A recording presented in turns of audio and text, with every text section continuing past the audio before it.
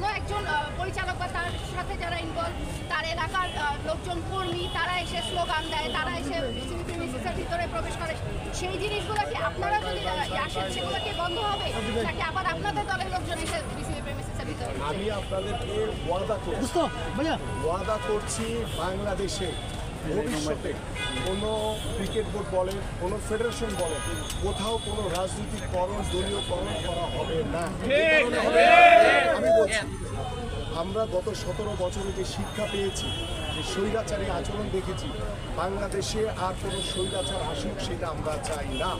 এবং এটার অন্যতম কারণ হচ্ছে যে স্পোর্টস হচ্ছে একটি মানুষের, আপামর সাধারণ মানুষের একটি জায়গা, সেখানে কোনো দল মতের কোনো ভিত্তি আমি দেখি না। এবং আমি বিশ্বাস করি যে রাজনৈতিকরণ মুক্ত যদি আমরা করতে পারি, দলীয়করণ মুক্ত করতে পারলে বাংলাদেশের যারা অরিজিনাল মাঠের যারা ক্রীড়া সংগঠন, তাদেরকে নিয়ে আমরা প্রত্যেকটি ক্রীড়া ফেডারেশন, আমাদের ক্রিকেট বোর্ড আমরা সামনে চাই, সেখানে কোনো বিশেষ দলের কাউকে প্রাধান্য দেওয়ার কোনো সুযোগ আর হবে না এবং দেওয়া যাবে না।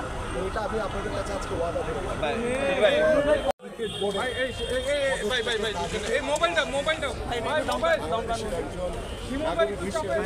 একজন ক্রিকেট কিংবা স্পোর্টস সংগঠক হিসেবে আমাদের যে দাবিটা সেটা হচ্ছে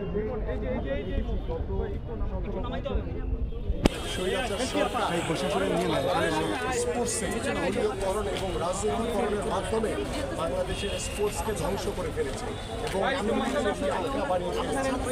আজকে বাংলাদেশের ছাত্র এবং জনতা গণ-অভ্যুত্থানের মাধ্যমে এই দীর্ঘ 17 বছরের পতন হয়েছে এবং সেই পতনের পরে বাংলাদেশের মানুষের যে প্রত্যাশা, যে চাওয়া, যে বাংলাদেশের স্পোর্টসে প্রত্যেকটি সেক্টরে পরিবর্তন অনতিবিলম্বে দরকার এবং সেই প্রয়োজনীয়তা অনুভব করে আমাদের আজকে এবং স্পোর্টসের যে সংগঠকরা রয়েছেন, আমরা তাদেরকে সাথে নিয়ে আপনাকে মানববন্ধন করেছি এবং আমাদের দাবি হচ্ছে যে এই ক্রিকেট বোর্ডের যারা পরিচালক রয়েছেন তারা অনতিবিলম্বে পদত্যাগ করে, স্বেচ্ছায় পদত্যাগ করে, যেহেতু আইসিসির কিছু রুলস রয়েছে এবং সেটা আমরা দ্রুত বর্তমান যে অন্তর্বর্তীকালীন সরকারের যে উপদেষ্টা রয়েছেন তার সাথে বসে আলোচনা করে নতুনভাবে একটি ফরমেট করে আইসিসির যে নিয়ম রয়েছে সেই নিয়ম মাফিক আমরা কাজ করে আমরা ইলেকশনের মাধ্যমে নতুন একটি বডি দাবি করছি এবং সেই বডির মাধ্যমে বাংলাদেশের ক্রিকেট ভবিষ্যতে এগিয়ে যাবে সেটা আমরা প্রত্যাশা করছি।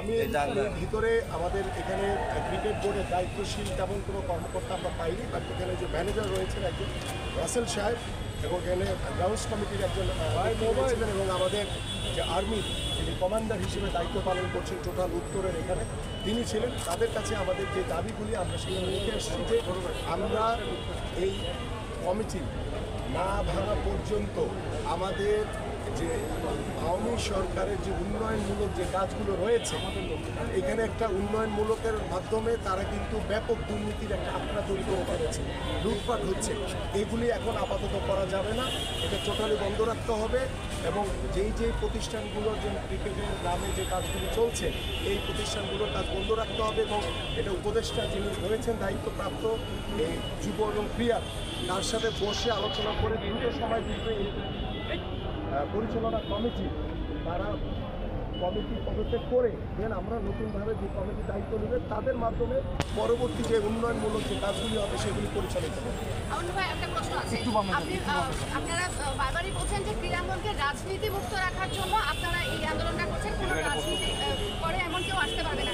এখন বিষয়টা যদি আরেকটু পরিষ্কার করতে যে যারা রাজনীতি করে তারা আসতে পারবে না নাকি তারা একটা বিশেষ দলের রাজনীতি যারা করে তারা আসতে পারবে না? কারণ আমি একটু এক্সাম্পল বলি, আপনিও কোনো একটা অংশের সাথে আমাদের দাবিগুলি জাতির সামনে তুলে ধরা, যারা আপনারা ক্রীড়া সাংবাদিক রয়েছেন, যারা ক্রীড়াঙ্গনের লোক রয়েছেন তাদের কাছে দাবিগুলি তুলে ধরা। এবং আমি আরেকটি বিষয় বলতে চাই, যেটি আপনি একটু আগে বললেন যে আমাদের যে লোকজন এসে যে প্রভাব ফেলানোর যে চেষ্টা করে, এবং আমি আপনাদেরকে নিশ্চিত করতে চাই যে আমি আমিনের ভিতরে একটি দলকে বিলং করি, কিন্তু আমি কোনো বোর্ডের সভাপতি হতে চাই না, আমি কোনো ফেডারেশনের সভাপতি হতে চাই না, এটুকু নিশ্চিত থাকে। কারণ আমি কোনো সভাপতি হয়ে আমি কোনো বোর্ডকে রিপ্রেজেন্ট করতে চাই না। আমি চাই বাংলাদেশের টোটাল স্পোর্টসটা যাতে একদম সুন্দরভাবে পরিচ্ছন্নভাবে রাজনৈতিকরণ মুক্তভাবে যাতে এগোতে পারে, সেটাই হচ্ছে আমার স্বপ্ন। কিন্তু সেটা করার জন্য তো প্রত্যেকটা জায়গায় একটা নির্বাচনের মাধ্যমে আসতে হয়। নির্বাচনে তৃণমূলে অবশ্যই যেতে হবে, কারণ আমাদের টোটাল জায়গাটাই গত 17 বছরে আওয়ামী লীগের পিতা তারা বসে আছে।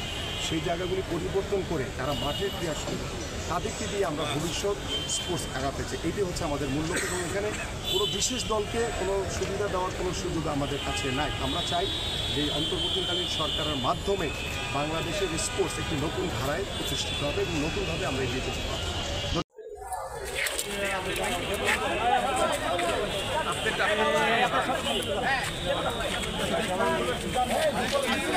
মিছিল আছে ভাই, মিছিল আছে।